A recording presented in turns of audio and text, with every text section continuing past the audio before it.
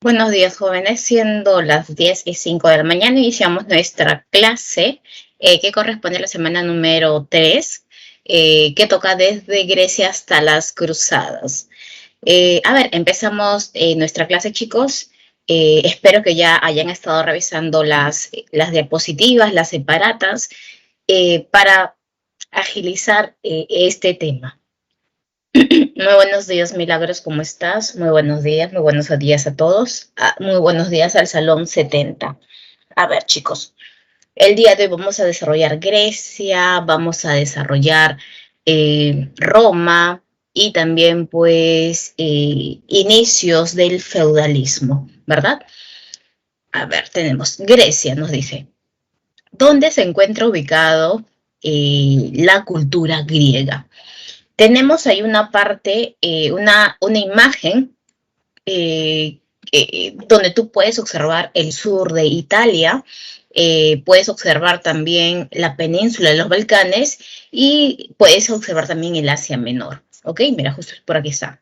Donde dice los Balcanes, si tú te das cuenta, por acá dice, a ver, Tebas, Atenas, Corinto, Argos, Esparta, estas vienen a ser las ciudades-estados que se van a establecer en esta península de los Balcanes. ¿Dónde se encuentra ubicado? Mira, por acá tú tienes al mar Egeo, lo que el día de hoy, esto es conocido como el mar Mediterráneo, ¿verdad? Pero en ese entonces era el mar, este es el mar Egeo, viene a ser el mar Jónico.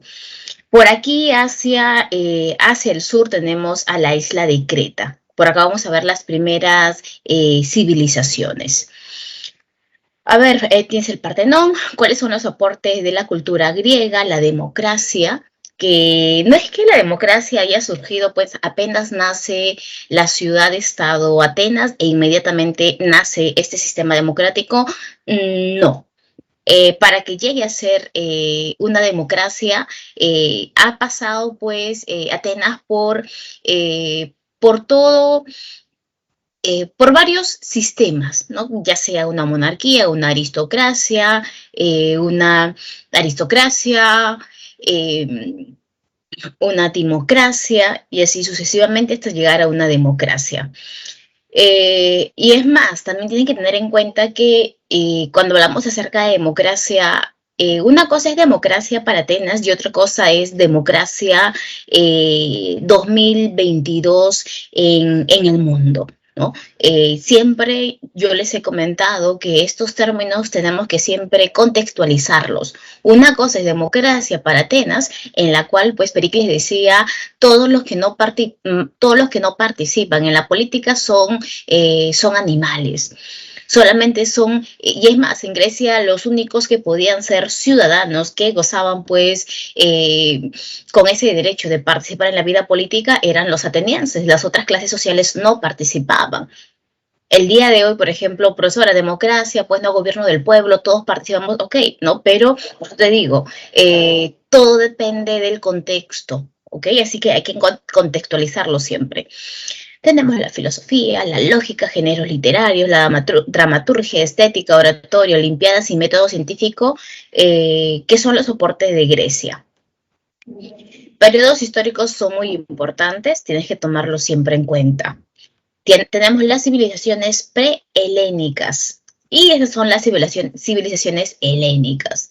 Civilizaciones prehelénicas tenemos la primera civilización se desarrolla en la isla Creta. Por eso se le conoce como cretense o también minoica, que va de 2500 a 1500 años antes de Cristo. Cuando hablamos nosotros acerca de Grecia y también de Roma, siempre las primeras civilizaciones están relacionadas pues con la presencia de los dioses del Olimpo. Yo sé que tú has escuchado en literatura hablar acerca de Zeus, de Afrodita, de Hera, ¿verdad? De todos los dioses del Olimpo, de Poseidón, siempre lo vamos a encontrar tanto en Grecia como en Roma. ¿Por qué? Porque la población no puede explicar qué es lo que está pasando a su alrededor. Ellos no pueden explicar, oye, por qué llueve, por qué de repente el mar se pone bravo, y es por eso que ellos tratan de justificar esos cambios, en esos cambios geográficos, y ellos van a establecer pues ese sistema de dioses. Tú sabes que los dioses griegos y los dioses romanos son los mismos dioses, solamente que le han cambiado de nombre. Con respecto a este periodo cretense, nosotros tenemos a la talasocracia. ¿Eso qué quiere decir? Talasocracia, gobierno de ricos comerciantes. Recuerda que Creta es una isla, y por lo tanto, si bien una de sus principales actividades económicas pues no es la agricultura, la ganadería, ¿verdad? Pero ellos están rodeados de agua, de mar, y por lo tanto la actividad más importante, más lucrativa viene a ser el comercio. Y es por eso que el tipo de gobierno es una talasocracia. Dentro de Creta también tenemos, por ejemplo, la leyenda del Minotauro, ¿verdad? Del rey Minos, del Minotauro, construcción de ciudades, hasta que llegan los aqueos. Llegan los aqueos y van a invadir a los cretenses. Después tenemos el periodo micénico. Micénico porque la ciudad más importante viene a ser Micenas, por eso el periodo se denomina micénico. Llegan los aqueos, liderados pues por Agamenón. Yo sé que tú has escuchado, profesora, Agamenón, Menelao, Helena, ¿verdad? Esos personajes, profesora, yo los he escuchado de repente en la guerra de Troya. Claro que sí, Agamenón es el rey de los aqueos, y por lo tanto pues va a invadir a los cretenses. ¿Qué sistema de gobierno también encontramos dentro de Micenas? Un gobierno talasocrático, gobierno de ricos comerciantes. Dice, la Liga Aquea domina Creta y también Troya. Y es más, acá nosotros vamos a ver el inicio de la guerra de Troya. ¿Eso qué quiere decir? ¿Que la guerra de Troya existió? Claro que sí existió, chicos. Pero claro que si tú me dices, profesor, y es cierto que la guerra comenzó pues con el rapto de Helena, eso es en literatura, ¿verdad? Literatura, ¿no? En realidad la guerra se inicia porque los aqueos querían dominar el paso hacia el Mar Negro. Mira, a ver, vamos a retroceder. Aquí está, mira. Aquí está Troya. Este es el mar Egeo, ¿no? Esta es la entrada para el Mar Negro, y esta es la entrada para el Mar Negro, y por lo tanto ellos quieren ingresar y tener comercio en esta zona. Es por eso que los aqueos le hacen la guerra a los troyanos. Y los troyanos son derrotados, pues, y por lo tanto ellos ingresan. Si quieres conocer un poquito más acerca de ello, pues, ¿qué libro tendrías que leer? El libro de Homero, ¿verdad? ¿Cuál escogerías tú, la Ilíada o la Odisea? ¿Qué dicen ustedes, chicos? A ver, ¿están o no están por el chat? A ver, la respuesta por el chat, por favor.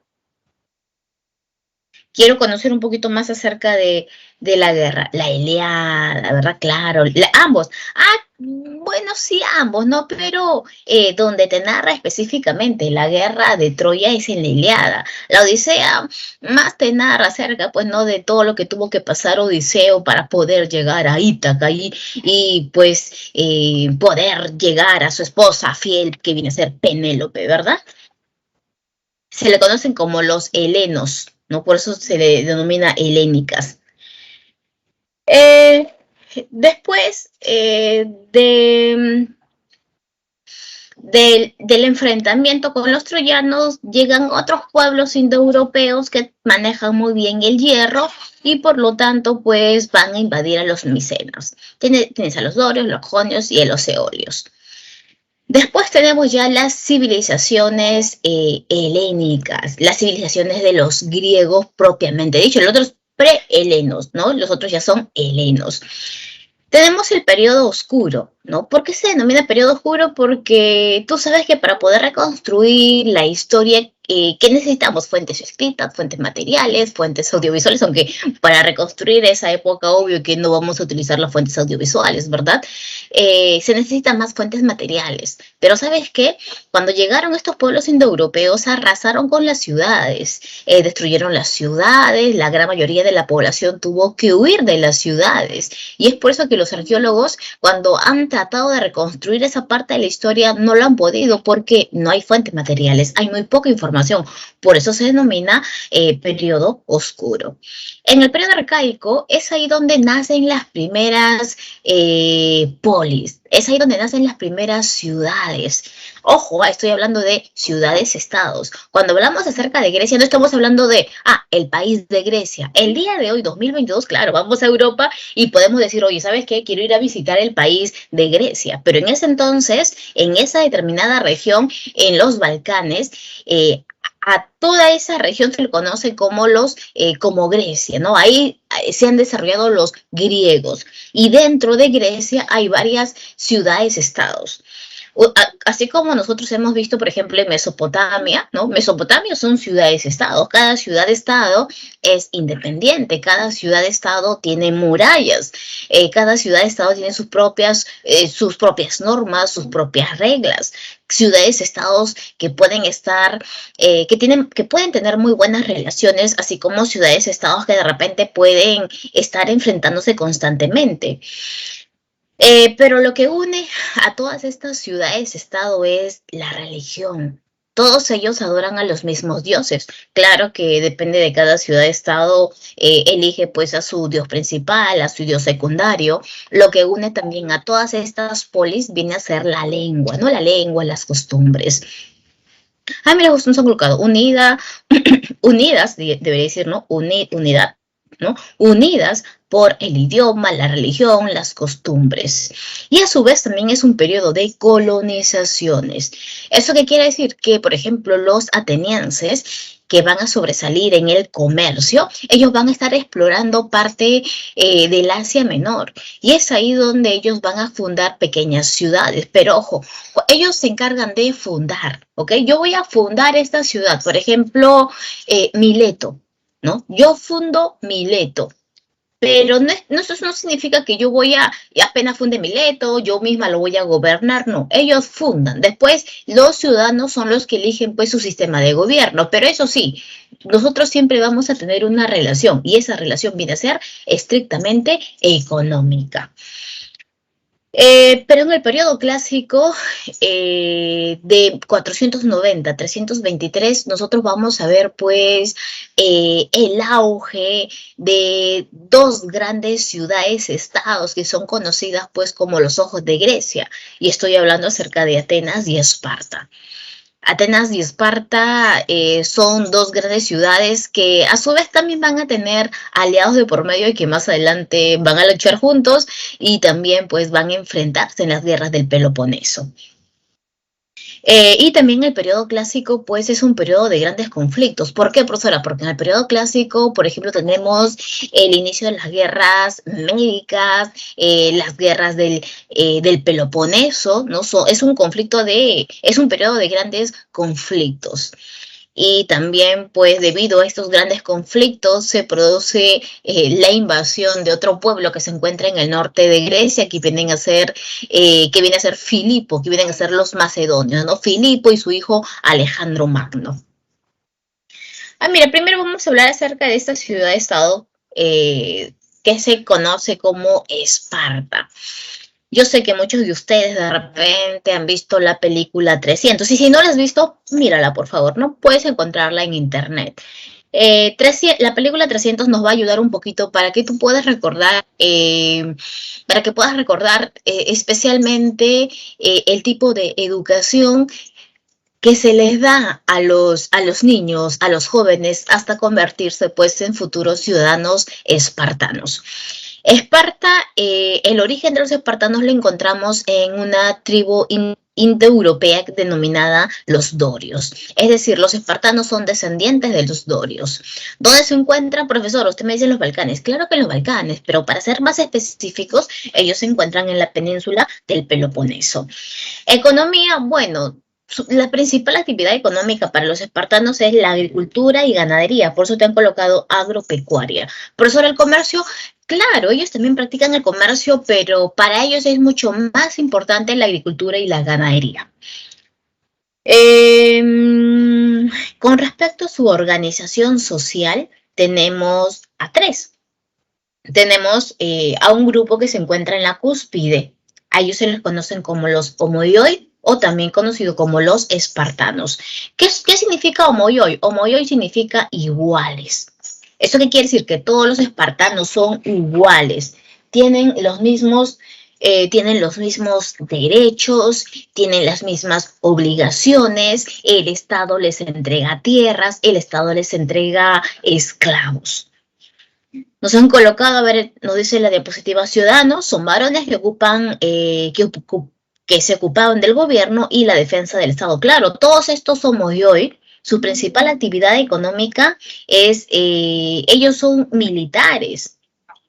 Ellos siempre van a proteger a Esparta. Se dedican a la vida política y también a la vida militar.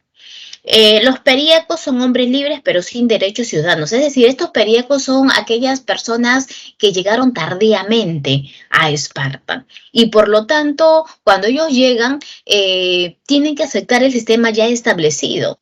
Ellos son hombres libres, claro que sí, pueden dedicarse a cualquier actividad económica, pero jamás van a poder, jamás van a ser considerados ciudadanos. Ellos no participan de la vida política. Profesora, ¿de la vida militar? Sí. Profesora, no solamente eran los homoyoy, lo que pasa es que los homoyoy son los que dirigen la guerra, son los que tienen pues los cargos importantes, mientras que los periecos pueden ser parte del ejército, pero jamás van a ocupar pues un cargo que le corresponde a los homoyoy. Y los ilotas son, no nos dicen, son esclavos. Constituían la mano de obra del Estado, eran propiedad de la ciudad. Es más, aquí nosotros podemos observar un esclavismo masificado. ¿Eso qué quiere decir, profesora? Como les estaba comentando, los homoyoy, todos ellos son iguales, todos ellos son ciudadanos. Ellos se dedican pues a la vida militar. Profesora, y si se dedican a la vida militar, lo que es el Estado es, ¿sabes qué, homoyoy? A todos ustedes que son iguales, yo les voy a entregar cierta cantidad de tierra en partes iguales. Profesora, ¿y esas tierras para qué son? Para estos homoyoy, pero ¿quién la va a trabajar? Los esclavos. Y es por eso que el Estado también les entrega esclavos. ¿Sabes qué? Les entrega esclavos a cada uno de estos homoyoy, para que estos esclavos puedan trabajar las tierras de los homoyoy. Pero ojo, las tierras, los esclavos le pertenecen al Estado. Estamos hablando de un esclavismo masificado. Predominio. Eso no significa que, profesor, en Esparta tú no puedes comprar a tu propio esclavo. Claro que sí. ¿No? Eso es un esclavismo particularizado, pero en Esparta predomina más el esclavismo masificado. Claro, los ilotas son esclavos que le pertenecen al Estado. ¿Cómo es la educación de estos homoyoy? Bueno, para Esparta es muy importante tanto los varones como las mujeres, a diferencia de Atenas. Son dos ciudades-estados completamente diferentes. Y por lo tanto, es más, todas las ciudades-estados en Grecia tienen murallas, Esparta no. Porque Esparta decía, nosotros no necesitamos murallas. ¿Ves estos hombros? ¿No? ¿Ves? ¿Observas estos hombres? Ya, esas son la muralla de Esparta. ¿Quién se va a atrever a atacar a los espartanos? Nadie. Nadie, chicos, nadie. Qué miedo atacar a los espartanos. ¿Por qué? Por la misma organización militar que se había establecido en Esparta desde muy pequeñitos. Cuando nace un bebé en Esparta, hay una comisión de ancianos que van a tu casa, tocan tu puerta y te dicen, queremos ver al recién nacido. Y tú pues entregas a tu hijo, ¿verdad? Entregas a tu hijo y si ellos ven que el bebé está en perfectas condiciones, te la devuelven. Si es varoncito, te dicen, dentro de 7 años regresamos para que el Estado a partir de los 7 años se hace cargo de la educación de ese futuro soldado espartano. Si es una mujer, toma, a partir de ahora es la familia quien se hace cargo de la educación de la niña. Pero imagínate que fue, profesora, y si sale mal, ¿qué pasa? Si sale mal, ¿qué pasa? Si sale mal, no sé, profesora, salió sin brazo, entonces pues ni modo, ¿no? Vamos a tener que eliminarlo. La naturaleza no quiere que tú nazcas y nosotros tampoco, porque todo espartano tiene que ser perfecto.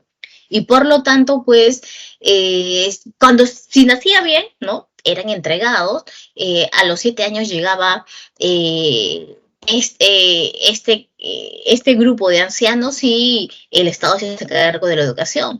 Este niño es llevado como una especie de campamento militar, donde él tenía que aprender las técnicas militares, donde él tenía que empezar a sobrevivir, porque si él no logra sobrevivir, es más, el más fuerte sobrevive, el más débil tiene que simplemente ser eliminado. Después, su educación dura desde los 7 años hasta los 17 años aproximadamente. A los 17 años ya se convierte en un soldado, claro, hay un rito de iniciación, lo obligan pues a contraer matrimonio, porque lo más importante para Esparta es que él rápido pueda eh, contraer matrimonio, dar más hijos para Esparta, ¿no? Es por eso que la función de la mujer, aparte de ser administradora de la casa, es también pues procrear más y más futuros soldados espartanos. Organización política es una diarquía. Estamos hablando acerca de dos reyes. Un rey que se dedica a la parte religiosa y la otra que se dedica a la parte militar. Estamos hablando de un sistema de gobierno oligárquico. Pero será como que oligárquico. Estamos hablando de pocos, ¿verdad? Pocos, gobierno de pocos. Estamos hablando de una aristocracia militar.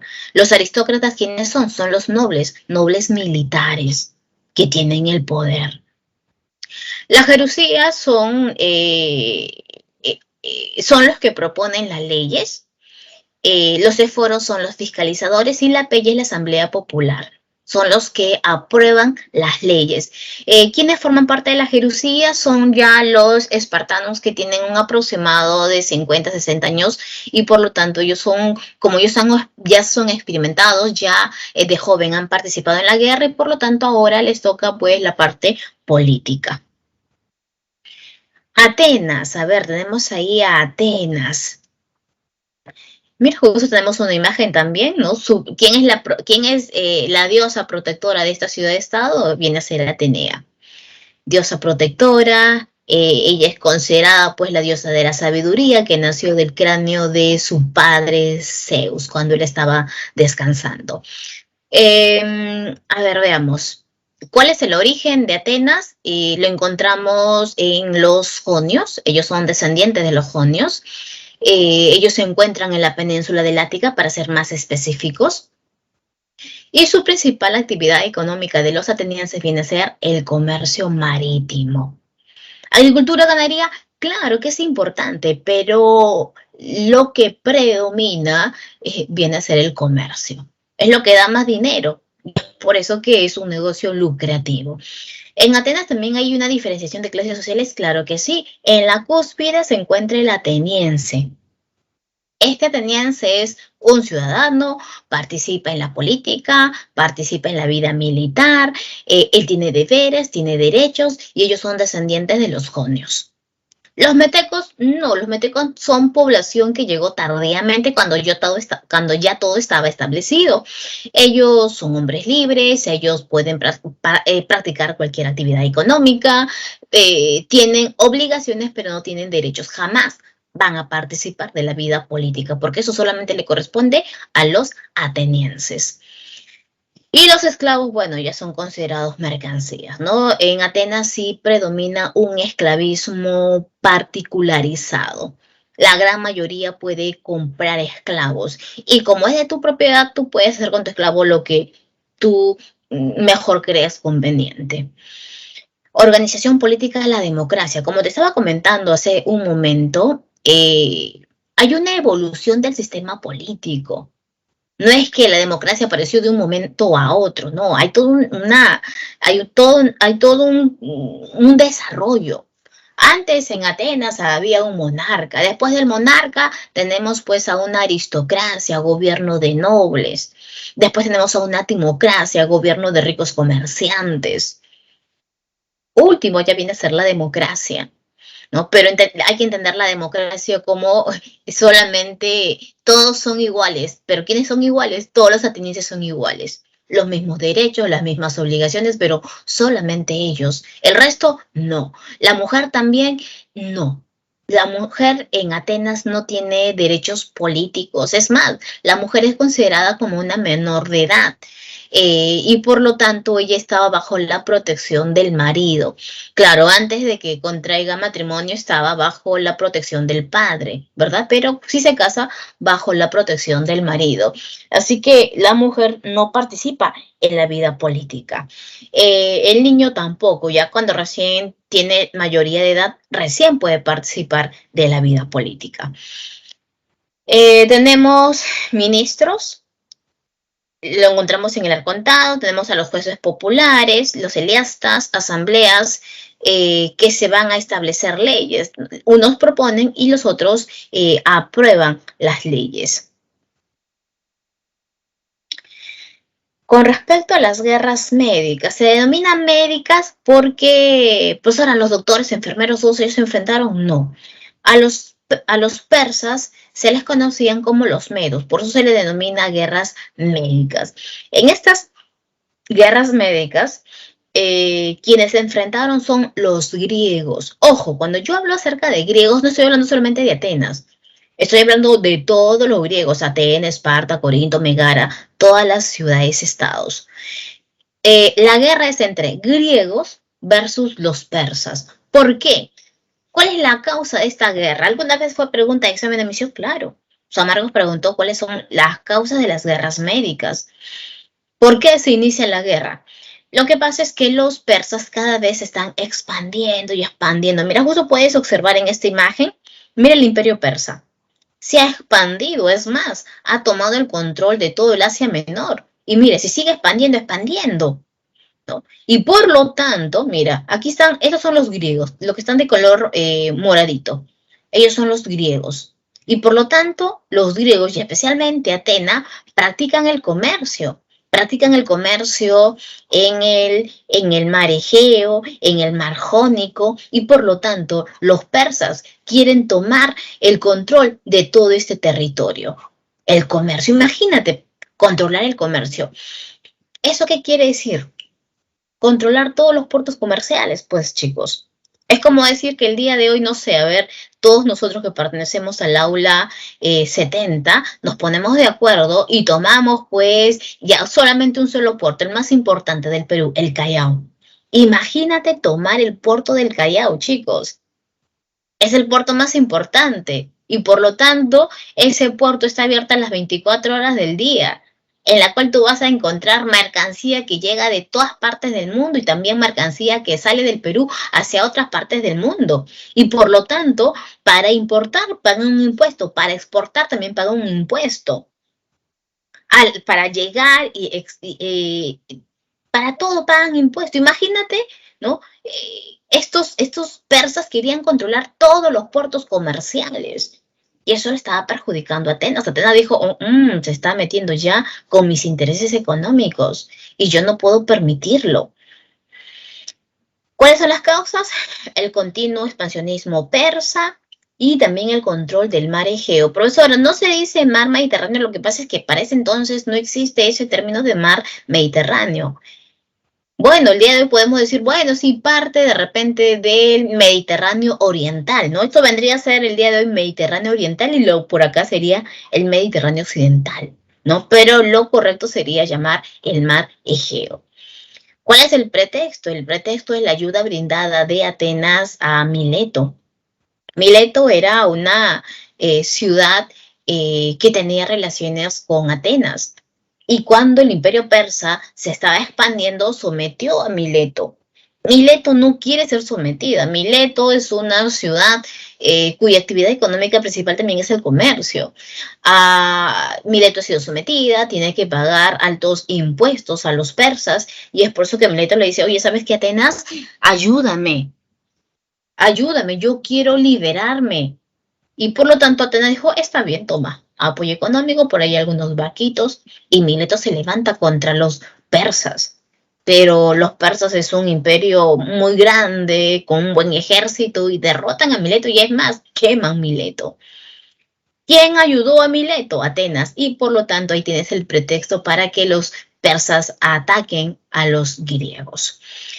En estas guerras médicas tenemos, en el desarrollo de estas guerras médicas tenemos tres grandes guerras médicas. Y en estas tres guerras médicas siempre hubo un triunfo de los griegos. Ojo, estamos hablando de guerras, no de batallas. Dentro de una guerra tú puedes encontrar infinidad de batallas, pero estamos hablando de 3 guerras médicas. La primera guerra médica ganan los griegos. Segunda guerra médica, donde está presente Atenas y Esparta y Leónidas y sus 300 hombres, también ganan los griegos.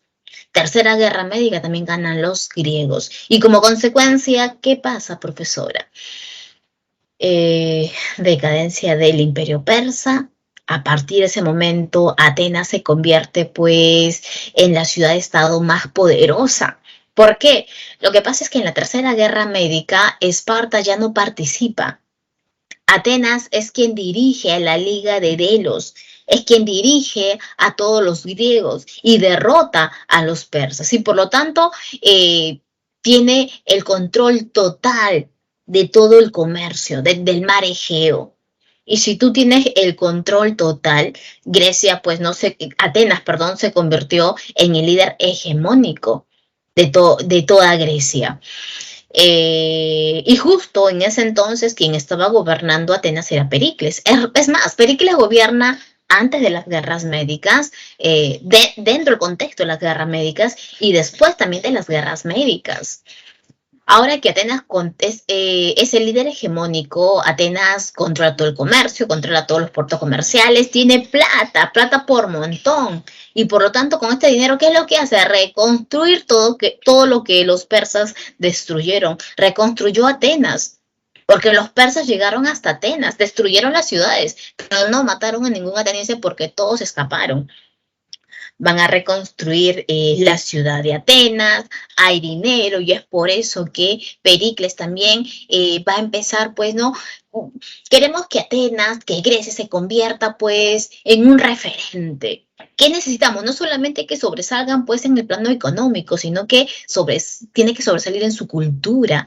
Y es por eso que es ahí donde aparecen los grandes mecenas. Estos mecenas que te apoyan económicamente para que tú puedas desarrollar tu arte. Este prácticamente es la etapa gloriosa de Atenas. Y a su vez también porque Pericles va a establecer pues es más, va a obligar a los atenienses a participar en la vida política. Él decía, el que no participa en la vida política es un animal, ¿no? Es lo que él decía. Pero lo que pasa es que dentro de estos atenienses hay atenienses que tienen negocios, que les va muy bien económicamente, pero también hay atenienses que de repente han empobrecido, no tienen plata. A este ateniense pobre, si le decían, oye, participa en la vida política, él decía, pero participar en la vida política implica que yo tengo que de repente, no sé, gobernar cierta ciudad y eso implica tiempo. Yo no tengo tiempo para darle a mi ciudad porque yo no tengo plata. De repente, ¿no? A mi vecino que tiene plata, él claro que sí, pues no, porque tiene negocios, pero yo no puedo, decía él. Y es por eso que Pericles va a establecer que a partir de ese momento cualquier puesto en el cual tú participes, ¿no? Que es un puesto del Estado, del gobierno, a partir de ese momento va a ser remunerado. Y de esa manera, este ateniense pues pobre, ya no va a tener pues ya no va a decir no puedo, ¿no? Porque va a recibir una remuneración. Liderazgo de los estrategas. Atenas le va muy bien, líder hegemónico, hasta que se inicia pues las guerras del Peloponeso. En estas guerras del Peloponeso, ¿quiénes se enfrentan? Atenas y Esparta. Pero ojo, no es que solamente Atenas y Esparta, las dos grandes ciudades-estados, se enfrenten. No, sino que Atenas tiene a sus aliados, Esparta tiene a sus aliados, y por lo tanto en esta guerra del Peloponeso en realidad es un enfrentamiento de todas las polis griegas.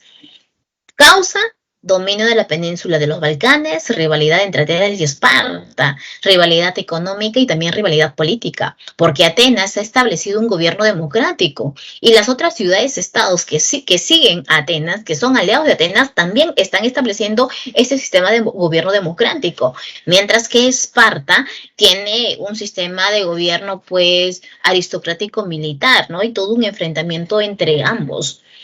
Consecuencia, Esparta gana. Esparta se convierte en el líder hegemónico, pero un líder hegemónico de una Grecia en total desastre. Imagínate, son tantos años de enfrentamiento entre todas estas ciudades, estados que están debilitadas totalmente. Hay una crisis de estas polis griegas y esto trae como consecuencia que hacia el norte, ¿quiénes se encuentran? Los macedonios con Filipo II. Y son los macedonios que van a invadir a Grecia. Es por eso que ahora tenemos la época helenística. Aquí tenemos pues Alejandro Magno, conócelo, ¿no? ¿Qué significa? Magno significa grande, Alejandro el Grande. Ahí está Alejandro Magno. El padre de Alejandro Magno es Filipo II y Filipo II es quien va a invadir a los griegos. Alejandro Magno, desde pequeño, él va a ser educado por un filósofo griego muy conocido por todos nosotros. Tú sabes que siempre cuando hablamos acerca de Grecia y hablamos acerca de sus grandes filósofos, siempre dicen, no, profesora, Sócrates, Aristóteles, Platón. Es Aristóteles quien es el maestro de Alejandro Magno. Es el maestro y es por eso que él creció idealizando a los griegos, su gran desarrollo, especialmente su gran desarrollo cultural, él admiraba. Es por eso que cuando Alejandro Magno toma posesión de Grecia, él no lo hace con el objetivo voy a destruir a los griegos, sino que voy a apoyar económicamente para que nuevamente florezca ese desarrollo cultural de Grecia. Alejandro Magno, durante su gobierno hay pues un gran periodo de expansión. Mira, quiero que observes ese mapa. Macedonia, mira, ¿no? Macedonia, todo ello, ¿no? Yo sé que ahorita está color moradito, verdecito, amarillito, ¿no? Pero antes, mira, todo esto era Macedonia. Pero con Alejandro Magno, mira todo lo que conquistó. Mira, prácticamente todo lo que está sombreado le corresponde a Alejandro Magno. Un gran militar, mira. Es todo el Asia Menor, parte de Egipto, profesora, todo el Oriente también, ¿verdad? Mira, lo que era Mesopotamia, es más, llegó hasta casi hasta la India, profesora. Todo eso, profesora, todo eso conquistó Alejandro Magno. Él va a tratar de unir dos culturas, la cultura occidental con la cultura oriental. A eso se le conoce como el helenismo. Si bien Alejandro Magno tuvo varias esposas, hijos, él murió a temprana edad y por lo tanto, al morir él, mataron también a sus hijos, a sus esposas y por lo tanto sus militares son los que se van a dividir el imperio. Mira, por acá tenemos, ¿no?, todo lo que está pintado de color amarillo, pongamos clarito, ¿no? De Persia de Seleuco, Egipto de Ptolomeo y Macedonia de Antígono. Se dividió el imperio que le correspondía a Alejandro Magno. Veamos a Roma. Otra cultura clásica. Profesora, ¿Roma es una copia de Atenas? Se podría decir que sí, claro. Roma está dividido en 3 periodos históricos, en una monarquía, en una república y también en un imperio.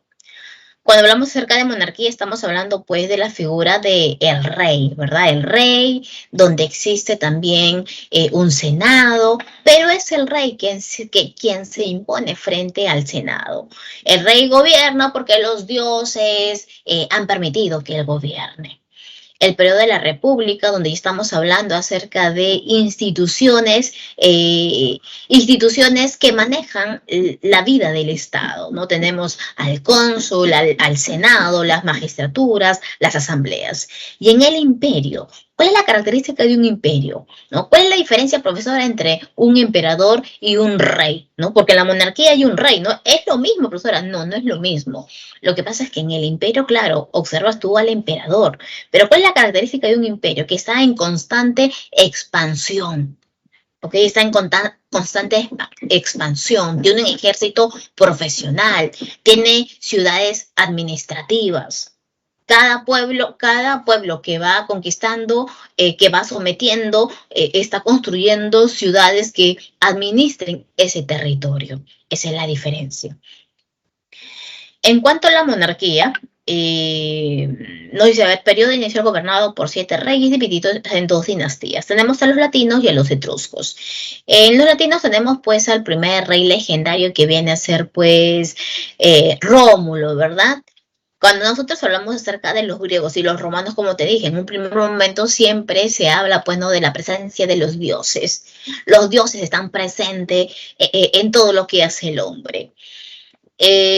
Por ejemplo, mira, ahí cuando se han colocado monarquía, te han colocado la imagen, profesora. Yo veo ahí, dice, Loba amamantando a Rómulo y a Remo. Que de verdad, profesora, ¿no?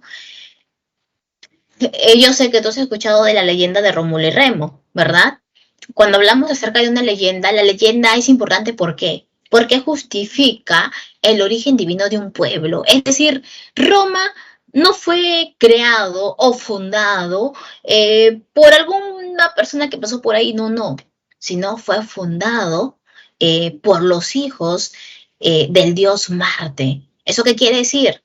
¿No? Tiene origen divino. Así como, por ejemplo, en Historia del Perú, cuando hablamos acerca de la leyenda de Manco Cápac y Mama Ocllo. Claro, profesor, en el Cusco con su varita, claro. Pero ¿quiénes son ellos? Ellos son los hijos del dios Sol. Por eso es importante una leyenda. Justifica el origen divino de un pueblo. Tenemos ahí, pues, en los latinos al primer rey legendario, porque posiblemente no haya existido, a Rómulo. Tenemos también a los reyes etruscos, que con ellos ya realmente comienza, pues, el desarrollo de esa civilización. Pero también dentro de esa monarquía podemos encontrar varias clases sociales.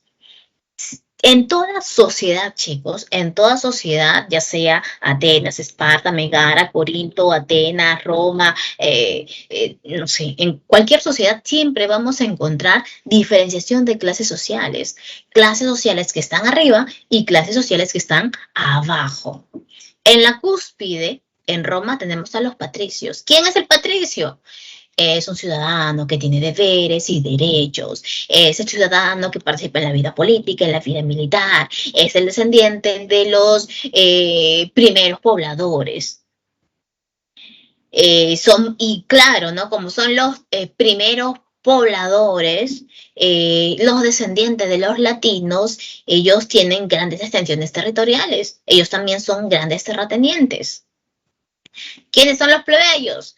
Es la población que llegó tardíamente, forman parte del pueblo, pero no tienen derechos. Pero ¿sabes qué? Lo van a obtener pronto. ¿En la monarquía? No, en la monarquía no. Lo van a obtener progresivamente recién en el periodo de la República. Y el cliente también es un plebeyo. Pero este plebeyo va a la casa de un patricio, le toca la puerta y le dice, por favor, yo quiero servirte. Yo te juro mi fidelidad, pero quiero que tú seas mi protector. Y si el patricio lo acepta, le dice, claro que sí, ven para acá. A partir de ahora te voy a considerar como un hijo. A partir de ahora vas a vivir dentro de mi casa. Ese es el cliente. Y el esclavo, bueno, el esclavo que es considerado una cosa que habla, ¿no? Una cosa parlante, considerado una mercancía. Por ahí podemos observar, mira, el patricio, mira cómo se vestían los patricios, por ahí los plebeyos, tienes a un militar y también al costado tienes a un esclavo. República, a ver, veamos, república. ¿Cuáles son las instituciones más importantes en esta vida republicana? tienes al Senado. El Senado es el Parlamento, no es el Parlamento, o el Congreso, como tú quieras llamarlo. En el Senado se proponen leyes, ¿no? El Senado dice, asesoraba a los magistrados y también representaba al Estado, la diplomacia, es decir, representa al Estado frente a otros reinos. No sé, pues un miembro del Senado se va a otra ciudad, no, yo vengo en representación a Roma. Magistraturas, tenemos los cargos públicos, dictador. ¿Hay cargo de dictador? Claro que sí, pero solamente en casos excepcionales. Imagínate que Roma está en pleno enfrentamiento, en plena guerra. ¿A quién se va a llamar? Al dictador. El Senado elige al dictador solamente por 6 meses, donde el Senado le dice, ¿sabes qué? Te damos a ti todo el poder absoluto por 6 meses. Después de esos 6 meses, te vamos a volver a llamar para que puedas justificar todo lo que tú has hecho durante esos 6 meses. Si has obrado bien y hemos ganado, puedes vivir. Y el enfrentamiento continúa, puedes seguir por 6 meses más. Pero si se dan cuenta de que tú tenías ese poder absoluto y lo has aprovechado en beneficio a tu persona o a un determinado grupo, entonces eras considerado un traidor y te mataban. El censor es quien se encarga de los censos. A ver, mira, por acá también he abierto una imagen, tu separata, acá también tengo tu separata. Aquí está, mira. Aquí están los periodos históricos, Lelena. Aquí está, a ver, aquí está Roma, mira, aquí está Roma.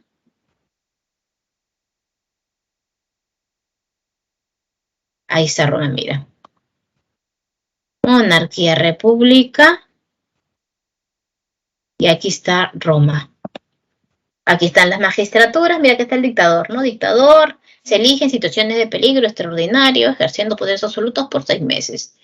El censor vigila la costumbre, elabora el censo, el pretor es el que gobierna una provincia, el cuestor es el tesorero, el edil es el quien se encarga de la administración de una ciudad y, ok, aquí está, mira, ¿no? Dictador, censor, edil, cuestor, pretor, el que gobierna una provincia y el tribuno, profesora. ¿Quién es el tribuno? Tribuno, o también conocido como el tribuno de la plebe, es quien defiende al plebeyo. Este plebeyo que en este periodo de la República va a obtener derechos progresivamente. Lo que pasa es que este plebeyo está saliendo a las calles ya a protestar. Este plebeyo le dice, nosotros también queremos derechos. Nosotros también. Nosotros tenemos obligaciones para con Roma.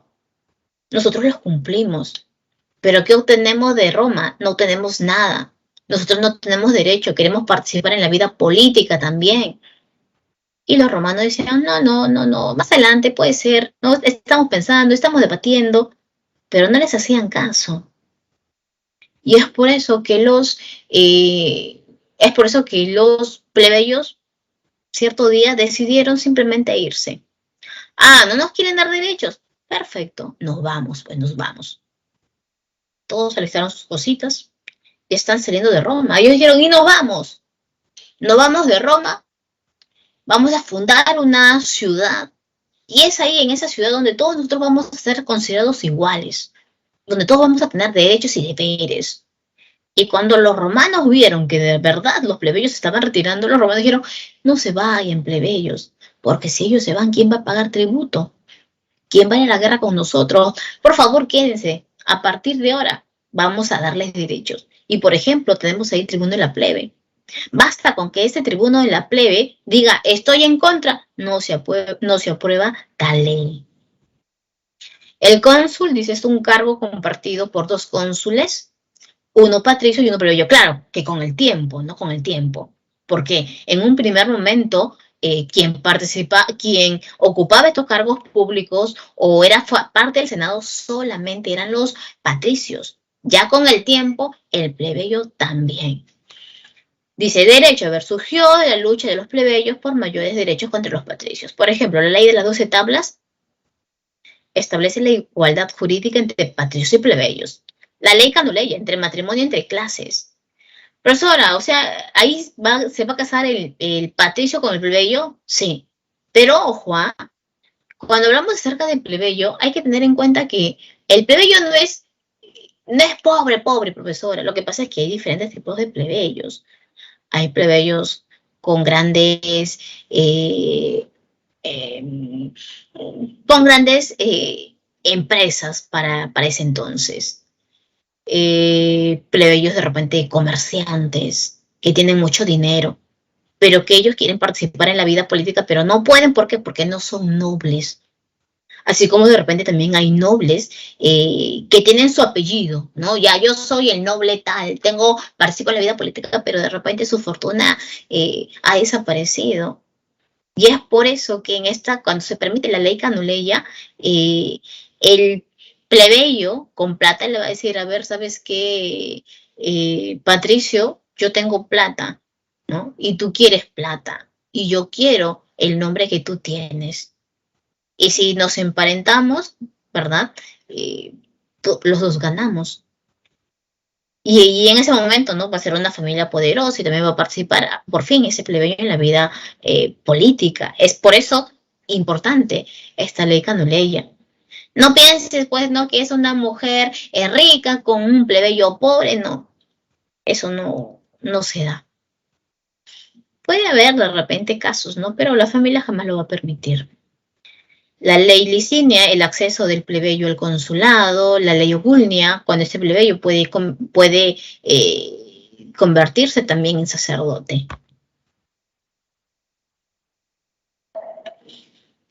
Expansión romana. Poco a poco, en el periodo de la República, Roma se está expandiendo poquito a poquito, más y más. Si bien ellos se encuentran en parte de la península itálica, en este contexto vamos a ver la conquista total de toda la península itálica, de toda la botita. Y se conquista la península, unificación de los pueblos del norte y el centro, derrotan a la Magna Grecia, dominio del Mediterráneo occidental. Y es por eso que se inician estas guerras púnicas, que ha sido pregunta de examen de admisión alguna vez. Lo que pasa es que los romanos se dan cuenta que si tú controlas el comercio, tienes plata. Y por lo tanto, en ese entonces, quien practicaba el comercio y que tenía varios puertos importantes era pues Cartago. Y es por eso que se inicia las guerras púnicas entre romanos y cartagineses. Y en este enfrentamiento, chicos, por el mar Mediterráneo, quien va a triunfar es Roma. Imagínate Roma, dueño prácticamente de todo el Mediterráneo. No solamente Mediterráneo occidental, sino también oriental, dice. Las rivalidades internas de los reinos helenísticos permitió a Roma conquistar Macedonia, Pérgamo, Siria y también Egipto. Roma es un monstruo. Roma conquista todo. Roma tiene el mejor ejército. Pero a su vez también, si bien Roma está creciendo territorialmente, y eso implica pues que también económicamente, ¿verdad? Porque pueblos que está sometiendo, pueblos que le obligas a pagar tributo, pero también va a llegar un momento en el cual vas a encontrar la crisis de esta república, porque hay muchos de estos militares que van a conquistar pueblos en beneficio de Roma, ¿ok? Pero también entre ellos se van a estar enfrentando, porque cada uno de estos militares va a decir, yo he peleado por Roma, he conquistado por Roma, ¿verdad? Pero Roma, ¿qué me da? Yo quiero ser el cónsul, y entre ellos se van a estar enfrentando. Y cada uno de estos militares tiene su propio ejército. Así que, ¿no? Ahí se inicia un enfrentamiento también en las esferas políticas. Y es por eso que en este periodo, ¿qué va a hacer la élite? ¿No? Hay que darle al pueblo diversión. Ahí hay que construir coliseos, circos, para que el pueblo, en vez de estar reclamando de qué es lo que está pasando en la vida política, hay que darle pan y diversión.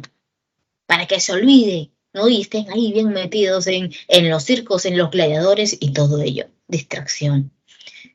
También tenemos una reforma agraria propuesta por los hermanos Graco, pero ojo, estas propuestas son en diferentes años. Tenemos la ley agraria propuesta por Tiberio Graco. Tiberio Graco es el hermano mayor. Tiberio Graco, cuando él regresaba después de las guerras púnicas, él decía, pobre plebeyo, a este plebeyo pobre especialmente, porque lo llevan a pelear por Roma, le prometen muchas cosas, pero este plebeyo pobre no tiene nada, no se beneficia en nada, ni siquiera tiene una casa donde acobijar a su familia. Hasta los animalitos del campo tienen un lugar donde acobijar a sus recién nacidos. El plebeyo no. Y es por eso que Tiberio se convirtió en un tribuno de la plebe. Y él propuso la ley agraria. ¿Eso qué quiere decir? Entregar tierras a los plebeyos. Pero ojo, parte de las ajas públicos hay que entregársela a ellos. No es pues, cuando tú escuchas reforma agraria, de repente inmediatamente lo relacionas, profesor, igual que el gobierno de Velasco, que le quitó sus tierras a los terratenientes. No. En esta ley agraria, lo que pasa es que cuando Roma conquistaba otros pueblos, esas tierras que conquistaba, esas tierras eran parte del ager públicos, ¿no? Las tierras públicas. Y por lo tanto, esas tierras públicas se dividían y se le entregaba a los patricios. Pero Tiberio dice, oye, parte de esos ajes públicos hay que agarrar una parte y dividírsela y entregársela a los plebeyos pobres. Eso es lo que él plantea. Pero al patricio no le va a gustar. Y es por eso que cuando él propone su ley agraria, los patricios se van a reunir y van a ver la manera de cómo eliminar a Tiberio y lo van a matar. Más adelante también su hermanito, Cayo, también él, si bien ambos venían de una familia muy importante, pero ellos se solidarizaban por la explotación, pues, ¿no?, que le hacían a estos plebeyos. Y es por eso que él propone también la ley tributaria. Hay que vender trigo a bajo costo a los plebeyos. Y por proponer esa ley, ¿qué le pasó? También los mataron. Se inicia todo un periodo de guerras civiles. Es la pugna entre los generales dio como resultado las guerras civiles entre patricios. Enfrentamientos. Recuerda que ahora el plebeyo también participa en la vida política. El plebeyo también forma parte del Senado. Y por lo tanto, dentro del Senado se han formado pues dos grupos. El grupo pues no que defiende a los plebeyos y el grupo un grupo que defiende los intereses de los patricios y otro grupo que defiende los intereses de los plebeyos y están en constante enfrentamiento. Por ejemplo, en esta primera guerra civil se enfrentó a los cónsules Mario y Sila a inicios del siglo I a.C. Sila ganó y Sila mandó a matar a Mario y a todos sus seguidores de Mario. En la Segunda Guerra Civil, en la Primera Guerra Civil, ¿no? Se están enfrentando, están matando, yo bando ganador, matado, y es por eso que para evitar todo ello, se establece, para evitar una Segunda Guerra Civil, se establece pues el gobierno de tres, Julio César, Pompeyo y Craso. Pero, ¿sabes, no? Supuestamente cada uno de ellos representa un determinado sector. Julio César, él, si bien pertenece a una familia acomodada, pero él defiende los intereses del plebeyo. Pompeyo es un militar, sí, pero es más comerciante, ¿no? Tiene plata, tiene mucha plata. Y Craso, pues, es un militar que está constantemente conquistando tierras para Roma. Se forma este primer triunvirato, pero ¿sabes qué es lo que pasa? Que el primero en salir de la escena política es Craso. ¿Por qué? Porque Craso lo van a atrapar y lo van a matar. Queda Julio César y Pompeyo, pero entre ellos crece la enemistad y se enfrentan, pero Pompeyo se escapa, se va a Egipto y en Egipto lo mata el hermano de Cleopatra. Y por lo tanto el único hombre con gran poder dentro de Roma era Julio César. aunque Julio César también fue a Egipto, conoció a Cleopatra, por ahí tuvo amoríos con Cleopatra, pero él regresa a Roma, era un hombre amado por la población, amado por los plebeyos, porque él sí iba a establecer obras a favor de los plebeyos. Julio César era el hombre más importante en Roma y sus enemigos van a buscar la manera de eliminarlo y van a matar a Julio César. Para evitar otro enfrentamiento, se establece un segundo triunvirato. Ahí tienes a Octavio, que era el sobrino de Julio César, aunque él aunque él lo va a adoptar como hijo, por eso es no su hijo adoptivo. Octavio, Marco Antonio, que es el mejor amigo de Julio César, y Lépido. Pero en este segundo triunvirato también Lépido sale de la escena política porque se convierte en sacerdote. Octavio y Marco Antonio tienen el poder sobre Roma, pero Marco Antonio se va a Egipto y por lo tanto se enamora de Cleopatra. Y Octavio, que era el más chibolo, porque supuestamente decía, no, Octavio tiene 18 años, no sabe nada de política, nada de tácticas militares, lo vamos a manejar a nuestro antojo, pero mentira, fue muy hábil Octavio. Y por lo tanto Octavio, él va a denunciar a Marco Antonio, mira, se ha ido, nosotros le hemos mandado a Egipto para que gobierne las provincias de Roma, pero se ha metido con Cleopatra y ambos se han rebelado contra Roma. Y así que se inicia un enfrentamiento entre Octavio y Marco Antonio y Cleopatra. Pero quien gana es Octavio. A partir de ese momento, el hombre más importante es Octavio. Octavio, mi rey. No, yo no soy rey. Mi cónsul, no, yo no soy cónsul. A ver qué. ¿Cómo le decimos? No, yo soy el imperator. No. El imperator es el hombre más importante, más poderoso dentro de las filas del ejército. Y del imperator tenemos ya pues el término que nace, que viene a ser emperador. Él se convierte en el primer emperador. Deja el nombre de Octavio para poder llamarse Augusto. Ahora, dentro del Imperio Romano tenemos dos periodos, el Alto y el Bajo Imperio. El Alto Imperio viene a ser el auge de Roma, mientras que el Bajo Imperio viene a ser ya la decadencia de Roma. El siglo de Augusto, ¿no? Él promueve el desarrollo de las artes, de las letras, igual que Pericles, ¿no? Para con Atenas. En Roma lo va a hacer Augusto. Va a gobernar por 40 años. En este imperio, profesora, hay instituciones, claro que sí. Hay senado, claro que hay senado, hay magistraturas, pero ojo, quien se impone es el emperador. El emperador tiene mucho poder, controla toda Roma, controla toda Roma. Trajano, con él se da la máxima expansión territorial, Caracalla. ¿Qué es el inicio de la paz romana? La paz, ¿no? La paz en Roma, ¿no? En esos años que gobierna Augusto, es un desarrollo económico, no hay enfrentamientos de por medio, no hay enfrentamientos, así como antes, ¿no?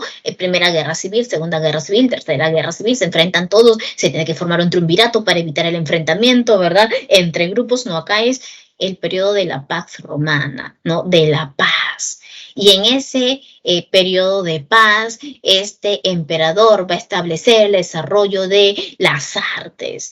Van a aparecer los grandes mecenas que van a apoyar económicamente para el desarrollo de Roma, pues, ¿no? Si Grecia tiene a su Homero, Roma también tiene que tener a su referente. Si Grecia tiene a su Ilíada y Odisea, Roma también tiene que tener un referente.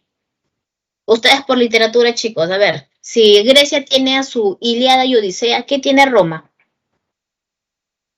¿Qué escribió Virgilio? Si Grecia tiene a su Homero, Roma tiene a su Virgilio. Si Grecia tiene a su Ilíada y Odisea, Roma tiene a su... ¿Recuerdan o no recuerdan? No, profesor. Ah, muy bien, Beatriz, claro. Tiene su Eneida, ¿verdad? Tiene su Eneida.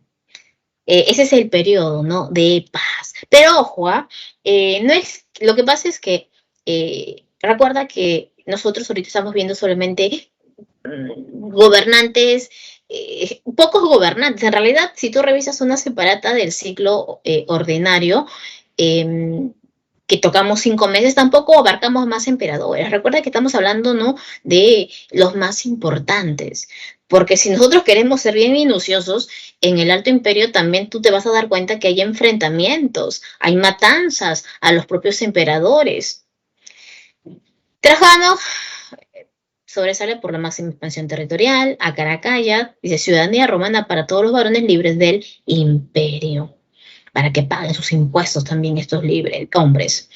El Bajo Imperio tenemos a Constantino I, que mediante el edicto de Milán se va a establecer la tolerancia religiosa. Es decir, recién con Constantino se va a evitar la persecución a los cristianos, que se inicia pues en el Alto Imperio. Libertad de cultos. Constantino también va a cambiar la capital de Roma. Antes siempre la capital fue profesora en la península itálica, y la cambia hacia la península de los Balcanes. Teodosio, él a través del edicto de Tesalónica, él establece como religión oficial el cristianismo. Y a su vez también Teodosio es quien divide Roma entre sus dos hijos, Honorio y Arcadio. Y Rómulo, Augustulo, es un niñito de 10 años aproximadamente. No, por eso les estoy diciendo. En el Alto Imperio, mira, dice del siglo I al siglo III. Pero ahora solamente gobernaron 3, no, son los 3 principales. Son los 3 principales. ¿No? Por ahí vas a tener a varios, ¿no? Pero no te van a preguntar eso en pregunta de examen de admisión. Recuerda que lo único que te pueden preguntar es la información que está en la separata, no más. Profesora, no me van a preguntar sobre Nerón, no me van a preguntar sobre Calígula, ese emperador enfermo, pues, ¿no? Que tenía, pues, ¿no? A su caballo, ¿no? Y por ahí decía que hacían cosas, en fin, no te van a preguntar eso, ¿ya? Acá estamos viendo solamente a los más importantes. Rómulo Augustulo es el último emperador de Roma de Occidente. A ver, invasiones germanas. A ver, un ratito vamos a ver qué temas tenemos nosotros. A ver, estamos por acá, creo. Aquí estamos nosotros, los 12, creo. Sí, ¿verdad? Germanas, tenemos el Imperio Carolingio y bizantino, musulmanes y feudalismo propiamente dicho, ¿ves? A ver, ya, vamos rápido. Esta es. Ok. A ver, invasiones germanas del siglo III al siglo V después de Cristo. En realidad, nosotros estamos hablando ya acerca del feudalismo, ¿ok? Pero recuerda que el feudalismo está dividido en 3 periodos: alta Edad Media, el Medioevo y la Baja Edad Media. En la Alta Edad Media, por ejemplo, tenemos el desarrollo de las invasiones germánicas, el Imperio Carolingio, el Imperio Bizantino y el Imperio Musulmán, ¿ok? Eso forma parte de la Alta Edad Media. El medioevo viene a ser ya el feudalismo propiamente dicho, donde está el señor feudal con su gran poder, la Iglesia Católica, que se inicia del siglo IX al siglo XI. Y ya la Baja Edad Media es del siglo XI, XII, XIII. ¿Okay? Todo ello, ¿no?, forma parte del feudalismo. Ahora, ¿quiénes son los germanos? Estos pueblos germanos van a invadir Roma de Occidente. Quiero que observes esta imagen, ¿ok? Mira, quiero del imperio, quieres tomar el imperio, pero que en este video queda, ¿no? A ver, tómale por favor, Luciana. Cleo, a ver. Creo que ya tomaste, Cleo, ¿sí? ¿Puedo pasar? Ok. A ver, en estas invasiones germanas, ¿ok? Quiero que observes primero el mapa. Mira, si te das cuenta, en la parte de Oriente dice Imperio Romano de Oriente y está sombreado de color amarillito.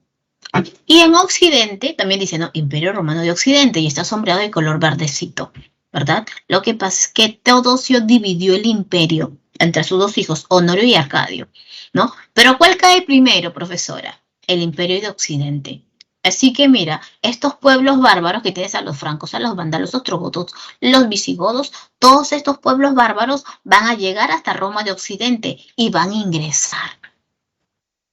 Hay, ¿por qué se le dice bárbaros? Lo que pasa es que los romanos consideraban bárbaros a todos los que vivían fuera de Roma, ¿no? Ellos decían, nosotros no entendemos nada de esos pueblos que están fuera de Roma. Lo único que dicen, no, bárbaros. ¿Por qué bárbaros? Porque no tienen civilización, no tienen grandes construcciones, no tienen leyes, no tienen reglas, no tienen nada, viven en pequeñas aldeas, arrasan, son ladrones, arrasan con todo lo que encuentran en su camino, mientras que Roma no. Roma es una gran civilización, tiene obras de infraestructura, tiene el desarrollo de sus arquitectura, escultura, letras, historia, tiene todo. Esos bárbaros no tienen absolutamente nada. Dicen, no hablan latín, ni tenían costumbres romanas. Ahora, ¿por qué estos pueblos bárbaros llegan? Primero porque hay un crecimiento demográfico, aumenta la población germana, hay un cambio climático, en el lugar donde ellos viven no hay tierras productivas y por lo tanto están buscando con qué alimentarse y es por eso que entran a Roma de Occidente. Pero ojo, en realidad cuando ellos llegan son en diferentes siglos. Primero en el siglo III y después en el siglo V, ¿no? Grandes migraciones, grande ola de migraciones. Los primeros que llegaron en el siglo III, ellos ingresaron con el permiso del emperador. El emperador dijo, pasen, no hay problema, ¿no? Y es más, muchos de ellos que llegan al siglo III van a formar parte del ejército de Roma, van a ser generales, se van a convertir en generales, ¿no? Estos bárbaros, peleando por Roma. Muchos de estos van a ser contratados en las tierras de los patricios, pero es cuando ingresan pacíficamente. Ya para la invasión violenta, estos pueblos bárbaros ya no van a pedir permiso, ellos van a ingresar rápido. ¿Por qué? Porque también hay una presión de Atila. Los hunos con Atila, Atila los va a perseguir y ellos no voy a esperar a pedirle permiso, ingreso rápidamente. Ellos al ingresar a Roma de Occidente cae el último emperador Rómulo Augustulo y por lo tanto ellos se van a establecer en Roma. Ya no hay emperador y mira cómo queda. Quiero que veas esa imagen. Se forman reinos. Reino visigodo, franco, burgundios, ostrogodos, reino vándalo. Son varios. Profesor, eso significa que mataron a todos los patricios, los plebeyos que existían en Roma de Occidente. No, no los matan. Sacaron al emperador, cae el imperio, caen las instituciones, pero ahora, ¿cuál es la presión? La invasión de los hunos, ¿no? Los hunos los están persiguiendo y es por eso que ellos van a ingresar a la fuerza.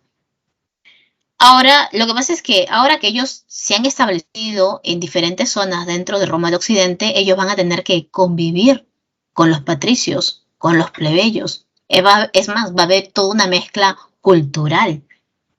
¿Cuál es la consecuencia? A ver, cae Roma de Occidente, aparecen las lenguas romances, porque recuerda que toda Roma habla solamente en latín, pero ahora aparece pues no el francés, el portugués, el italiano, se difunde también el cristianismo.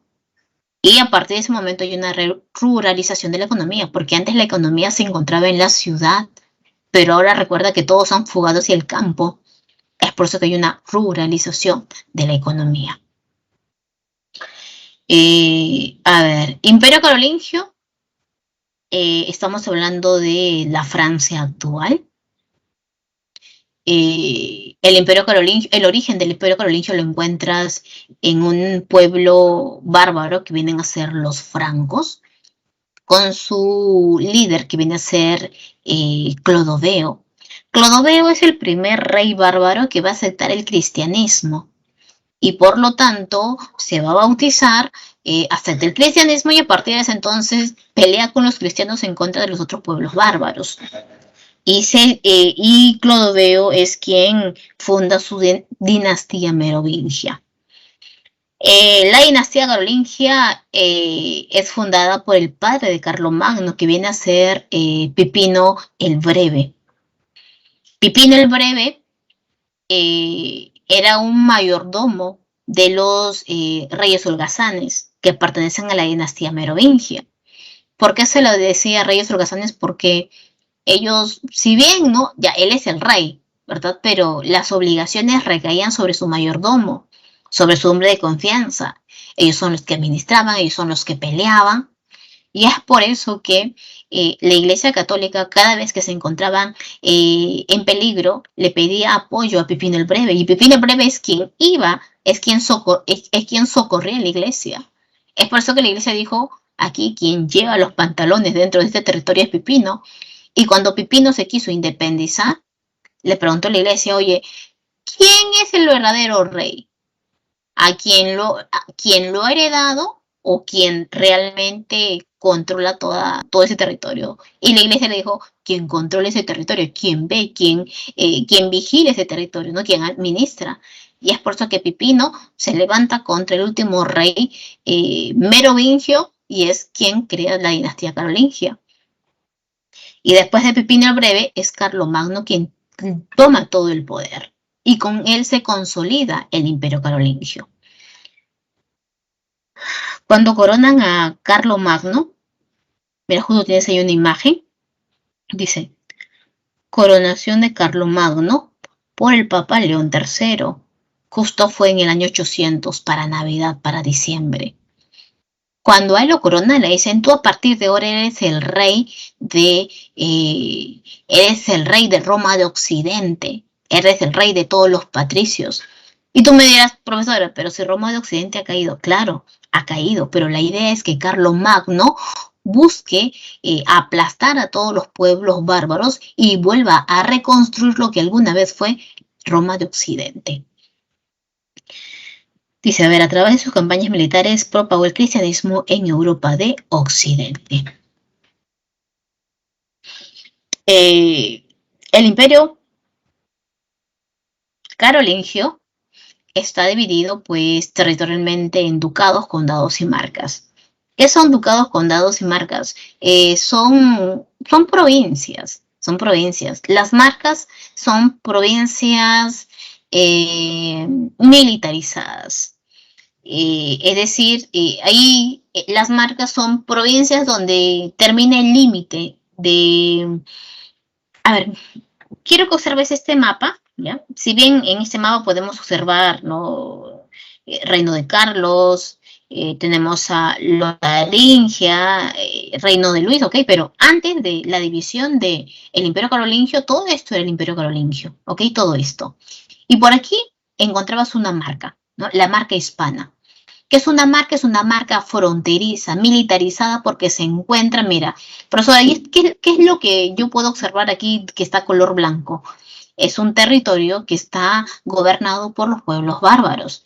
Y por lo tanto, esta marca que se encontraba por aquí, que era la marca Hispania, era una marca militarizada para evitar de repente el futuro enfrentamiento con estos pueblos bárbaros. Por acá también hay marcas, ¿no? Prácticamente son límites fronterizos. Y las marcas son gobernados por un marqués, condados por un conde y educados por un duque.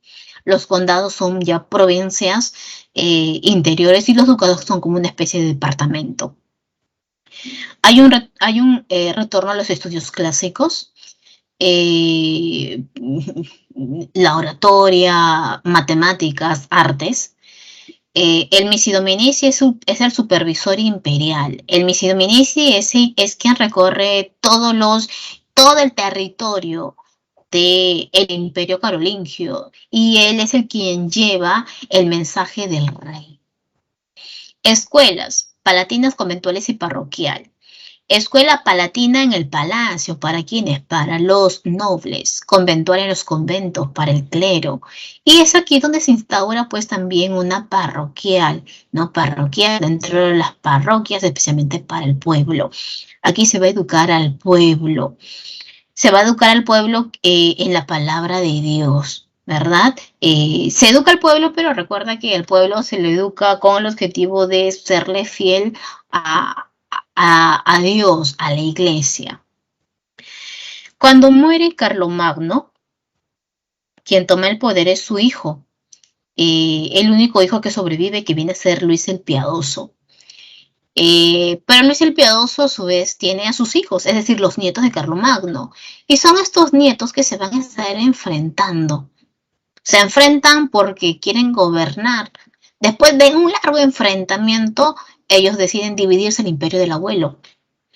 A través del Tratado de Verdún, mira, justo dice ver, representó la fragmentación del dominio del imperio carolingio tras la derrota de Lotario en la batalla de Fontenay ante sus hermanos Carlos y Luis el Germánico. Mira, si te das cuenta, se han dividido el imperio de su abuelo. ¿Y eso qué provoca, profesora? Provoca pues el debilitamiento central. Ya no hay un emperador que gobierna todo ese territorio.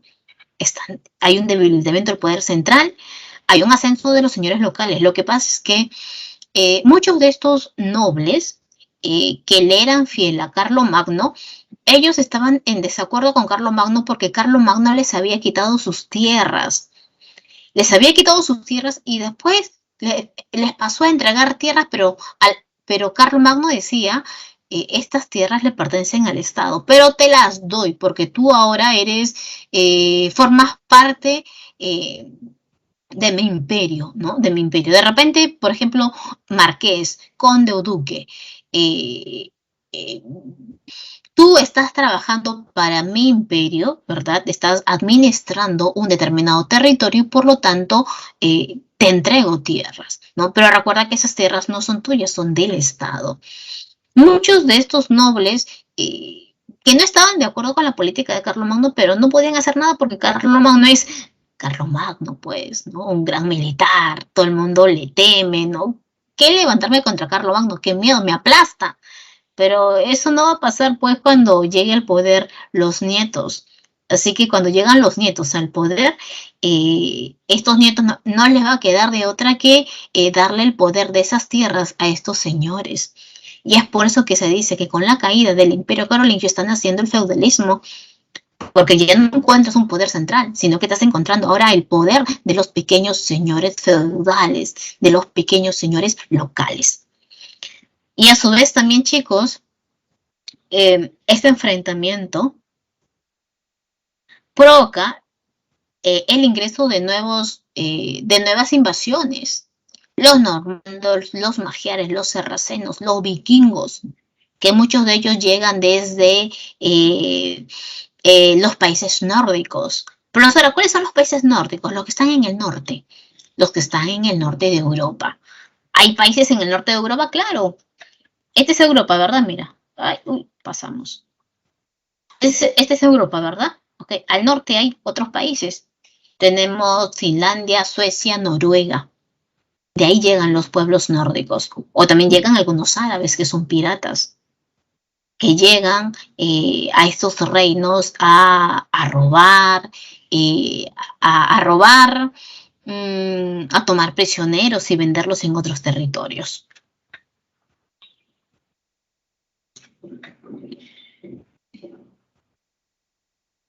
Imperio bizantino, ¿no? Si tú te das cuenta, Roma de Occidente ha caído totalmente, está gobernada por varios pueblos germanos. Pero en la parte de Oriente tenemos nosotros el Imperio Romano de Oriente, o también conocido como el Imperio Bizantino, o también conocido como Constantinopla. ¿Qué es lo que está pasando en Bizancio? Está gobernando el César o el Papa, ¿no? ¿Cómo es esa? ¿Cómo es eso, profesora? Que el César, ¿no? Es decir, el emperador es el gobernante y a su vez también es el Papa. Es decir, que cumple dos funciones, política y también religiosa.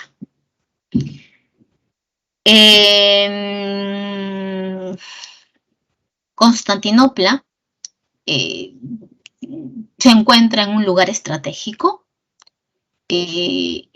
prácticamente se encuentra en medio de Occidente y Oriente.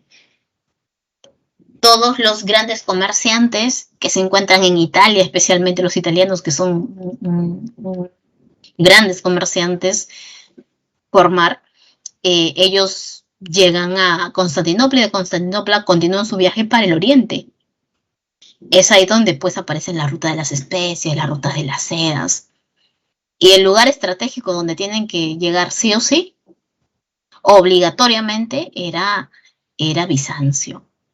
Bizancio, una de sus principales actividades es el comercio. Bizancio para ese entonces es el lugar cosmopolita.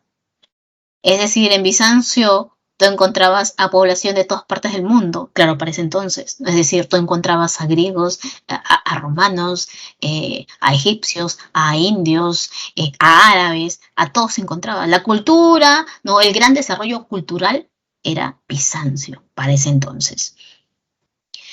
De todos los emperadores de Bizancio, el más importante viene a ser Justiniano. Él fue el más grande emperador bizantino y con él se logra la máxima expansión territorial, la construcción de la Basílica de Santa Sofía y también la elaboración del Corpus Juris Civilis. Es decir, él va a rescatar las leyes romanas. Porque en Roma de Occidente, recuerda que Roma de Occidente cayó. Y por lo tanto, cuando entraron estos pueblos bárbaros, arrasaron con todo y quemaron todo lo que encontraban a su paso. Todo. Recuerda que ellos no tienen leyes, ¿no? Roma tiene leyes, ¿no? Según la ley tal, ¿no? Según la ley, ¿no? Uno se basa de acuerdo a leyes, pero los bárbaros no tienen leyes. Ellos se basan de acuerdo a sus creencias. ¿Qué es el cisma de Oriente? Dice, donde iglesia cristiana ortodoxa se separa de la iglesia católica. Lo que pasa, chicos, es de que, si bien Roma se separa en dos, ¿verdad? Nacen dos imperios, pero la iglesia es una sola, que se encontraba en la península itálica. Pero cada vez más el Papa tiene más seguidores, tiene más fieles, tiene más poder económico, porque todos los fieles tienen que pagar pues su ofrenda, ¿no? Su ofrenda. Crece el poder económico de la iglesia. Tú sabes que la iglesia es una institución muy poderosa que controla ideológicamente a toda la población. Pero a su vez también la Iglesia Católica decía, no, en Roma de Oriente, en el Imperio Bizantino, ese emperador no tiene que gobernar porque está estableciendo tales leyes, ¿no? Es decir, se estaba inmiscuyendo, pues, no, en cosas que a él no le corresponde. Y va a llegar un cierto momento en el cual va a haber un enfrentamiento directo entre los emperadores de Constantinopla con la iglesia, hasta llegar al punto de que el mismo emperador de Constantinopla va a decir, ¿sabes qué? Corto todo tipo de relación con la Iglesia Católica. Y a partir de ahora vamos a crear nuestra propia iglesia, la Iglesia Cristiana Ortodoxa. Profesora, ¿y si se han separado, eso qué significa? En realidad, ellos siguen creyendo en el mismo Dios, ¿no? Pero ahora, claro que van a cambiar algunas cosas. Por ejemplo, en Occidente, la Iglesia realiza todo el ritual en latín, mientras que en Oriente, en griego, en la iglesia de Occidente, por ejemplo, se ha establecido el celibato, donde el varón no puede tener relaciones con ninguna mujer, no puede contraer matrimonio, pero en cambio en Oriente para ellos no es importante, ¿no? Se separan. Esa separación se lo conoce como el cisma de Oriente. Culturales, sincretismo. ¿Eso qué quiere decir sincretismo? Es decir, es la unión de todos los elementos, de todas las culturas, griegos, romanos, orientales. ¿Cómo cae Constantinopla? Por la invasión de los turcos otomanos, liderados por Mehmed II en 1453. Imperio musulmán. Quiero que observes el mapa, mira. ¿No? Aquí está Egipto, esto viene a ser el mar Mediterráneo, esto de rosadito, mira, esto viene a ser el imperio de Roma de Oriente, el imperio bizantino o Constantinopla, lo de verdadito, esta es la península arábica, ¿ok? La península de Arabia. Ahora, Es aquí donde nace el imperio musulmán. Claro, en un primer momento acá chiquitito, ¿no? Poco a poco después va creciendo, creciendo, creciendo. Todo se inicia con la llegada, pues, ¿no? De Mahoma. Dice que Mahoma cierto día estaba descansando y se le apareció, pues, el ángel Gabriel y le dice, ¿sabes qué, Mahoma? Levántate, porque Alá te ha mandado a hablar, ¿no? De su palabra, ¿no? Predicar su nombre. Eh, Antes de que Mahoma hablara acerca de Alá, ellos eran politeístas, tenían varios dioses, la principal actividad económica era el comercio. ¿Por qué no puede ser la agricultura? Porque recuerda que en la península arábica es una zona desértica.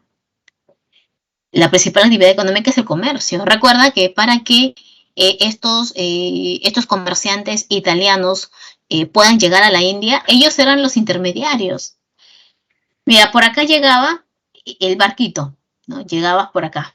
Y por lo tanto es ahí donde ellos llegaban con sus caravanas, claro, con su caravana y por acá. Ya por tierra los llevaban hacia la India, hacia la China. Son grandes comerciantes que constantemente también se paran enfrentándose entre ellos hasta que llega pues Mahoma. Y Mahoma dice, oye, ¿sabes qué? Ya no hay que seguir enfrentándonos. Es más, empieza a hablar, ¿no? Del Dios más importante, más poderoso que Alá. Y él al predicar acerca de Alá, la gente pues lo persigue para matarlo. O sea que tu Dios es más importante que el nuestro, lo persiguen. Él logró escapar, huyó y después regresa con un gran ejército y logra implantar el culto a Alá. Es más, con él se logra la unidad política y comercial, porque él se da cuenta que si cada uno de estos comerciantes que son politeístas se siguen enfrentando entre ellos, jamás se va a lograr la unidad. Y por lo tanto, la religión sirve como elemento unificador. Él implanta el monoteísmo, la adoración a un solo Dios, y se viene a ser Alá. En cuanto a la organización política, tenemos al califa, que viene a ser el jefe político y religioso, el visir, el primer ministro, el valí, el gobernador de una provincia.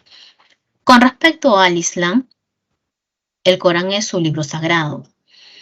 El yihad es el esfuerzo en la defensa y propagación de la ley de Alá. ¿Y cuáles son los 5 pilares que alguna vez San Marcos preguntó? A ver, vamos a ver tu separata. Los 5 pilares tenemos el ayuno, la peregrinación, ¿verdad? La fe, ¿no? Pero ¿cuál es el más importante? ¿Cuál es el más importante? A ver, aquí está, mira, chicos, hemos colocado, aquí está, mira. 5 pilares: la fe, la oración, la limosna, el ayuno y la peregrinación. Pero de estos 5 pilares, ¿cuál es el más importante? ¿No? ¿La fe en quién, profesora? En Alá y en su profeta. Orar 5 veces al día. Limosna, todo musulmán tiene que entregar una limosna. Ayunar, ¿no? El ayuno en el mes del Ramadán es un mes completo. Y la peregrinación a la Meca, todos los años. Si no puedes todos los años, a lo menos una vez en tu vida tienes que peregrinar en la Meca. El más importante viene a ser la fe en Alá y en su profeta. Tienes aquí los califatos, el ortodoxo, el omeya y el abasida. El ortodoxo, con ellos inicia la expansión. El omeya logra ya la máxima expansión territorial y el abasida se caracteriza por el esplendor cultural. Manifestaciones culturales en filosofía, Tines Averroes es un gran filósofo que también va a ser pintado dentro de la escuela de Atenas cuando toquemos el tema de renacimiento, lo vas a encontrar. Sobresalen en álgebra y también en medicina. A ver, veamos, feudalismo del siglo IX al siglo XIII. El feudalismo es un sistema económico, político y social sustentado en 2 grandes pilares: la propiedad y el usufructo de la tierra, ¿no? Es decir, el feudo. Y también las relaciones de dependencia personal. Dependencia del señor feudal con el vasallo, que es una relación honorífica, y la dependencia no honorífica entre el señor feudal y los siervos. ¿Cuándo nace el feudalismo? ¿Cuál es la causa del feudalismo? Tras la desintegración del Imperio Carolingio. Porque recuerda, tras la caída del Imperio Carolingio es donde se le entrega el poder a esos señores locales. ¿Eso qué quiere decir? Se les entrega tierras, pues chicos. Es por eso que en el feudalismo nosotros vamos a ver una poliarquía, polivarios, gobierno de varios señores feudales. No hay un poder central. Y a su vez también otra causa del feudalismo viene a ser las invasiones bárbaras del siglo IX. Los visigodos, perdón, ¿no? Es la invasión de los vikingos, los sarracenos. Ellos vienen por mar. Mientras que la primera invasión es visigodos, ostrogodos, lombardos, anglosajones. Esa es la primera invasión, ellos llegan por tierra. ¿Cuál es la característica del feudalismo? Política, fragmentación territorial en múltiples soberanías, ¿no? Pequeños señores feudales. Cada feudo es independiente. Cada feudo tiene a su señor feudal. Es la máxima autoridad. Él manda en ese feudo. Él establece sus normas, sus leyes. Y por lo tanto, si de repente hay un enfrentamiento entre siervos, quien resuelve ese problema es el señor feudal, es un pequeño rey de un feudo, es un noble. Profesora, y el otro señor feudal, si yo voy a otro señor feudal porque ese señor feudal no me conviene, no puedes, te aguantas. Social ruralización de la sociedad, es decir, el señor feudal no se encuentra en el feudo, en sus tierras, en el campo. Es decir, el escenario viene a ser el campo. Economía de autoabastecimiento, es decir, todo lo que produce se consume. Por eso ahora ya el comercio ha descendido totalmente. Es más, puede existir, hasta hay monedas, pero la moneda vale dentro de un feudo. Es como que yo, señor feudal, establezco una moneda, pero dentro de mi feudo. En otro feudo, no, en otro feudo, es otra cosa, es otra vida, otra sociedad. Estamentos sociales tenemos 3. Los vellatores es la nobleza. La principal actividad es la guerra. Los nobles. Por ejemplo, profesora, ¿quiénes son nobles? El señor feudal es un noble. El vasallo es un noble. El caballero es un noble. Todos ellos son nobles. Claro que hay nobles más poderosos, hay nobles menos poderosos. Lo que pasa es que cada feudo es como una pequeña nación, ¿no? Como una pequeña nación, es como un pequeño rey.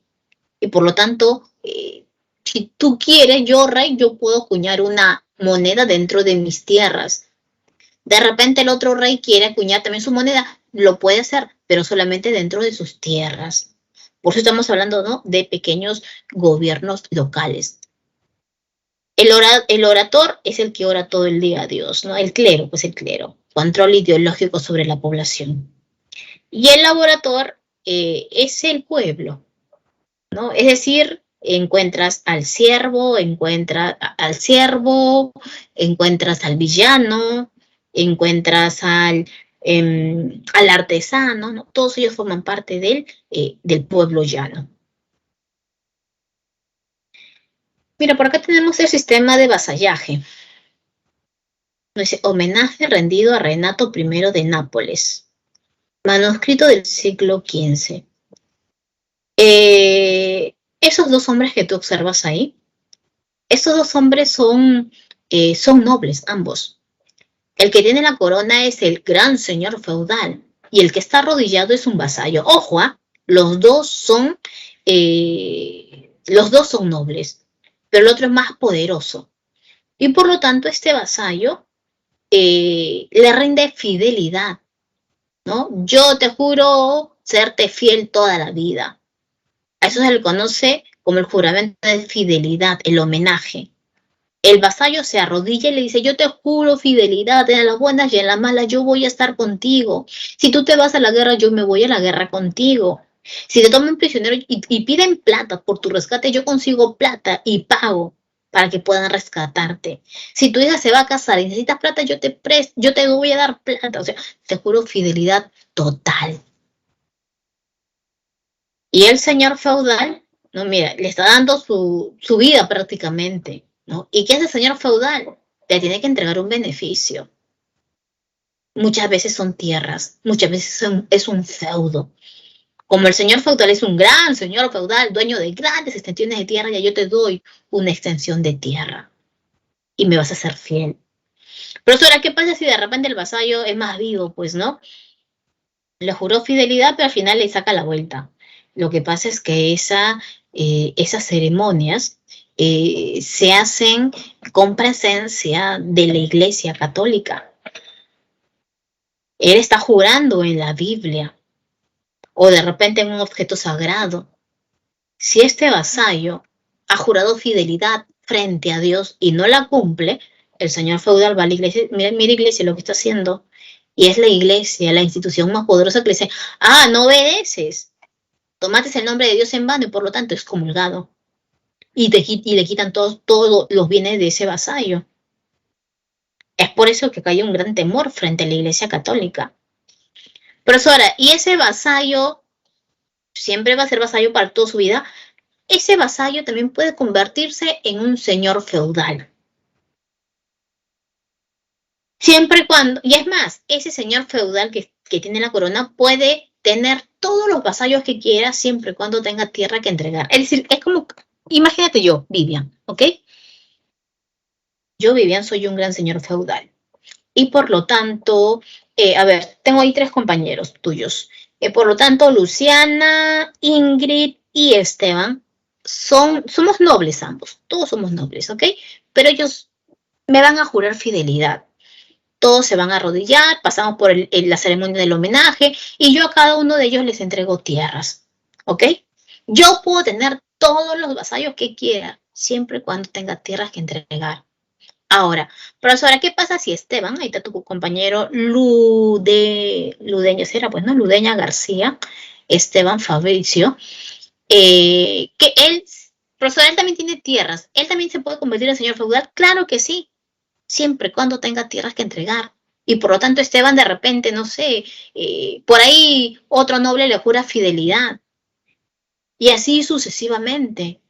Pero yo estoy por encima de Esteban. Yo estoy por encima de ellos. Y claro, profesora, y usted de repente, hay alguien más arriba que usted, claro, de repente yo Vivian, le ha jurado fidelidad a un señor feudal que es mucho más poderoso que yo. Y yo al jurarle fidelidad a ese señor feudal, él también me ha entregado tierras y así sucesivamente. Pero ojo, esta relación feudo-vasallática solamente se da entre nobles. El siervo jamás, jamás. ¿Por qué? Lo que pasa es que estamos hablando de una sociedad estamental. Mira, regresemos. En una sociedad estamental, mira, dice estamentos sociales. En una sociedad estamental se rige de acuerdo al origen, ¿no? Al origen de tu persona. Yo nací siendo noble. Mis hijos van a ser nobles. Mi hijo jamás se va a convertir en un siervo. Un siervo jamás va a llegar a ser noble, jamás. Cada uno se encuentra dentro de un estamento y va a realizar las actividades correspondientes a ese estamento. Así como hay una relación entre señor feudal y vasallos, hay una relación también entre señor feudal y los siervos. Estos siervos de la gleba van a vivir toda su vida como siervos, como campesinos. Él, su hijo, sus nietos, siempre van a seguir siendo siervos. Y siempre van a seguir siendo mis siervos. A ver, dice, propiedad territorial de un señor feudal. No, mira, ahí está su castillo, las tierras, el feudo, las parcelas divididas en mansos, reservas, siervos, campesino adscrito al feudo, ¿no? El siervo está adscrito a la tierra. Toda su vida va a seguir siendo siervo.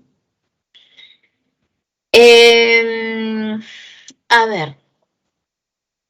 En cuanto a las cruzadas, imagínate qué tanto poder tiene la Iglesia Católica, chicos. La Iglesia Católica tiene un poder total en este periodo. La Iglesia Católica, imagínate, tiene tanto poder tiene tanto poder que puede obligarte a ir a la guerra. Es más, estas cruzadas, que es el enfrentamiento entre cristianos y musulmanes, fue planteado ¿por quién? ¿Fue iniciado por quién? Por la misma iglesia.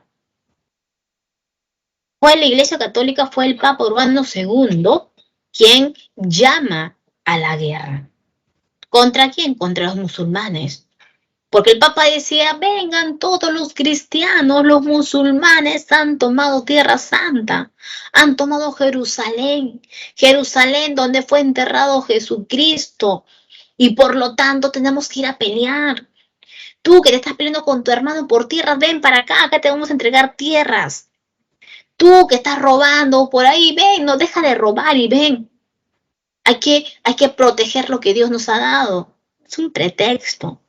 Porque en realidad, nada que hay que pelear tierra porque Jesús, Jerusalén, no. Lo que pasa es que todos los señores feudales, prácticamente, si tú querías ser más poderoso, tenías que entregar más tierras a tus vasallos, ¿verdad? Más poderoso es el que tiene más vasallos. Pero si no tienes tierra que entregar, ya no vas a ser más poderoso. Pero ellos decían, pero allá en Oriente sí hay tierras. La idea es hacerle la guerra a los musulmanes, que ellos pierdan y nos agarramos todas las tierras. Y la Iglesia Católica también va a tener poder no solamente en Occidente, sino que también en Oriente. Es por eso que el Papa llama a la guerra. La Iglesia es la institución más poderosa. Es más, hasta el día de hoy, yo no sé si pasa con ustedes, pero mi madre, que es muy religiosa, ella se basa en todo lo que dice la iglesia. Siempre me está mostrando, según la Biblia, Mateo, Génesis, Éxodo, Levítico, me enseña la Biblia para todo. Todo trata de justificar en nombre de Dios. Y ya con ella ni siquiera puedo decirle nada, ¿no? La religión es una institución muy, muy poderosa. Imagínate para ese entonces.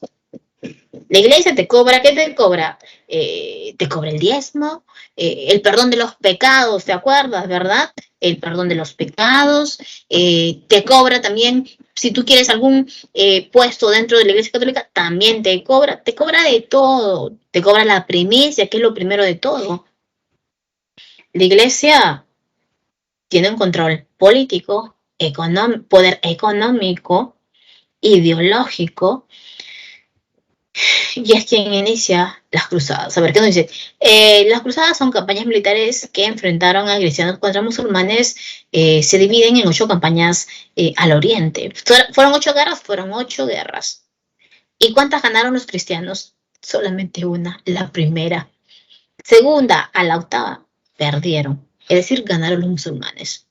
Pretexto recuperar Tierra Santa, ¿verdad? Recuperar Tierra Santa tomada por los turcos selyúcidas. Causas, expansión del sistema feudal, deseo de la iglesia por recuperar prestigio y reunificar el clero, interés de los señores feudales por obtener tierra del cercano oriente, hay una presión demográfica europea y necesidad también de abrir nuevas rutas comerciales. Ahí tienes la imagen de Papa Urbano II en el Concilio de Clermont. Campañas militares, la primera fue dividida popular y señorial, fue la única que tuvo éxito. La tercera también es conocida porque los principales reyes de Europa van a asistir a esta guerra, pero también van a ser derrotados. ¿Qué pasa cuando terminan las guerras? Recuperación del comercio mediterráneo, nuevamente se abre un contacto entre Oriente y Occidente, decadencia del poder feudal. ¿Por qué? Porque muchos de estos señores feudales fueron a la guerra, pero ir a la guerra implica pues tener dinero, invertir, mantener a tus vasallos, la alimentación y todo ello. Imagínate, perdieron la guerra. Cuando ellos regresan totalmente debilitados. Y es ahí donde ellos caen y se fortalece nuevamente el poder del rey. Y ahí tienes tu línea de tiempo. Ok, chicos, vamos a las preguntas. Ustedes ya han realizado las preguntas, ¿verdad? Primera pregunta, ¿cuál es tu clave? Ups. A ver, ustedes que han estado revisando ya las preguntas, ¿cuál es tu clave, la número 1?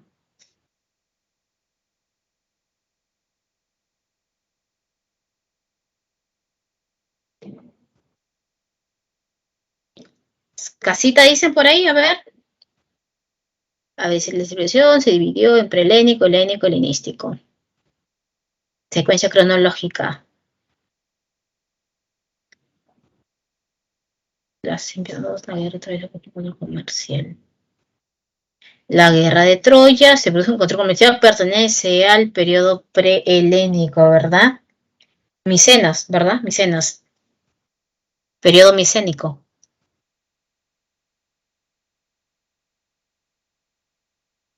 ¿Seguro? A ver, vamos a ver.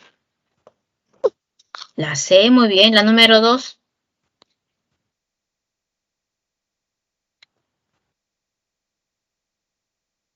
Estamos hablando del periodo de la República.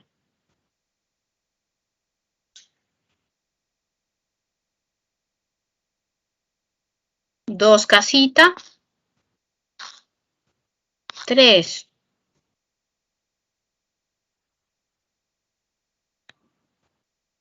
Observando que, ¿no? ¿Qué observas? Ahí. También la C.